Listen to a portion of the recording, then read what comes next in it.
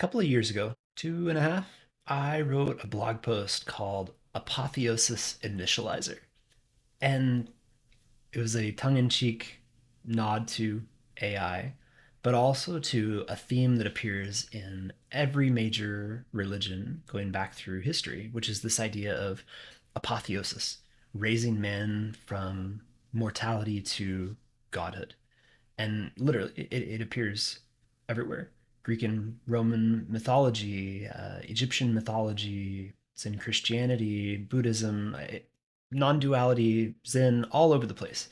You will find this theme, the possibility of raising a mortal to an immortal godlike status, to be everywhere. Now, I find it fascinating, not from the spiritual perspective, but from the perhaps death avoidance perspective, because people just want to keep going. I mean, for the most part, we don't want to die. We have a lot to live for.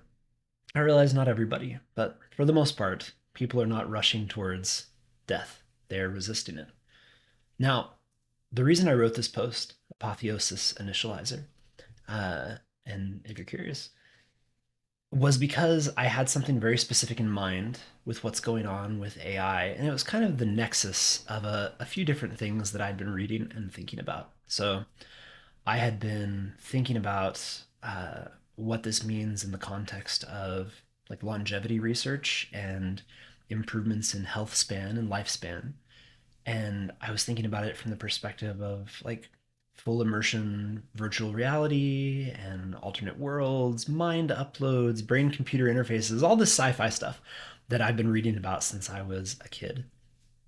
And then I came across a paper by a guy who is unfortunately quite an AI doomer, but smart guy and has written some really interesting stuff. But one thing that he has written really stood out to me, and it's this paper, Personal Universes, a solution to the multi-agent value alignment problem. It's not a very long paper, so if you want to go read it, I highly recommend it. It's very interesting. But to boil it down, essentially he's making the case that there is no structure or system that will satisfy everybody, that could be sufficiently personalized and optimized to each individual. And the only way to provide a truly personalized and fully optimized living experience for everybody would be to give each person their own personal universe with an AI to assist in like governing and running it, but really like in your control. A digital space in which you get to be effectively God. Now, this is a really interesting line of thought. In the world of like Zen Buddhism and non-duality, you have this idea that you are God, basically, that there's really only a single universal consciousness, and everybody is just a facet of that consciousness out there to doing this to explore and experience new things and have variety, right? But that really, at your core, you are this universal consciousness, and that the process of becoming enlightened is the process of stripping away your identity as you and rediscovering that you are, in fact, everything, which is interesting.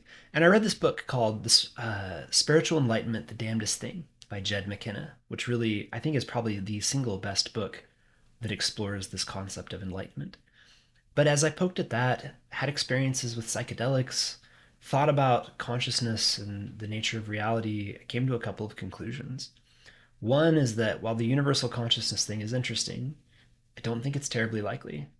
Two, it is an interesting line of thought though. What if you could do that? And then you get into the whole like simulation hypothesis and what are the odds that we're in a simulation, and you look at our trajectory with video games and wanting to and attempting to create simulations of our own. And now it's like, well, are we? What if we are in a simulation? What if this is in fact some game like Roy from Rick and Morty, where you're just exploring a life, trying different things? Maybe you are in fact some sort of super intelligent being who's bored and is role playing a bunch of stuff. Who knows? I don't know.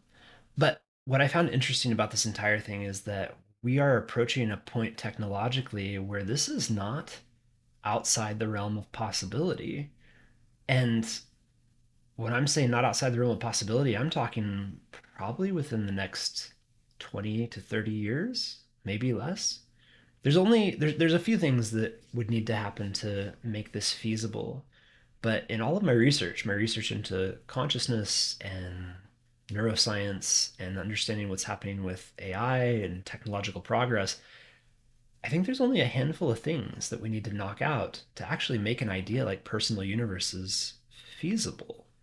And it may sound crazy, but these arguments that, oh, you can't replicate a human brain or consciousness in silico for insert reasons, too large, too many synapses and neurons and yada yada yada. I don't think so.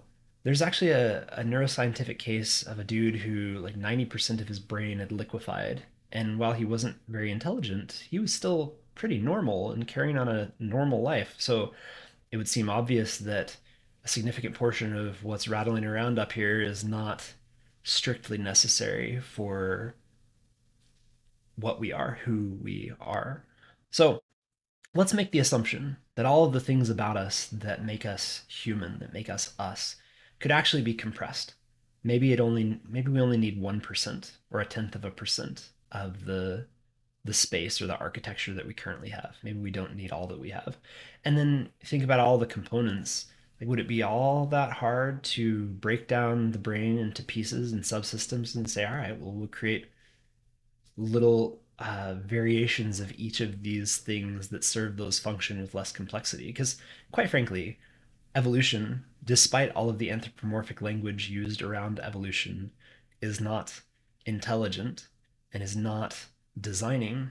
It's purely a matter of what fucks the most, what procreates, and the things that don't get in the way of that. So, any trait that assists in procreation and to a lesser degree survival persists, and any trait that degrades and takes away from that will eventually die off after enough runs. Makes sense. This is evolution.